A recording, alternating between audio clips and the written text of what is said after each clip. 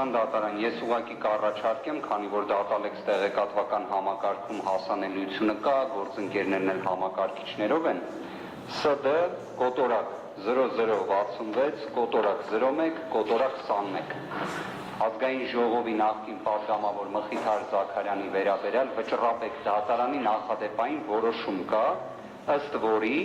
Մխիթար Զաքարյանը հուլիսի 22-ից հանդիսացել է ազգային ժողովի պատգամավոր։ Նշվածը վկայական տրամադրելու պահն է։ Հետևաբար ասածս հետևյալն է, 2026 թվականի հուլիսի 21-ից Արթուր Սարգսյանը ունի պատգամավորի կարգավիճակ։ Խնդրում եմ հրատապության կարգով նշված հարցը լուծենք, որտեղ Մխիթար Զաքարյանի դեպքում իրավունքի խախտման փաստ է ճանաչել նաև Վճռապետ դատարանը, հենց այն հիմքով, որ հուլիսի 22-ին պատգամավորի կարգավիճակը ստանալու պահից, ոչ թե լիազորություններ ստանձնելու պահից, վերջինս ազատ արձակված չի եղել, հետևաբար մենք Արթուր Սարգսյանի դեպքում ամեն րոպեն էլ իրավունքի խախտման ռեժիմի մեջ ենք հայտնվելու։ Հրատապության կարգով լուծենք Պատվարժան դատարան, ես թե այս դատական ակտի հիմնավորումները կվկայակոչեն, ուղղակի Dataalex-ում հասանելի է, բաց է եւ այլն, այսինքն Վճռապետ դատարանը նաեւ նախադեպային որոշում է, թե նաեւ այլ հիմքերն էլ կներկայացնեմ, որտեղ մենք նաեւ ունենք կենտրոնական ընտրական հանձնաժողովի որոշում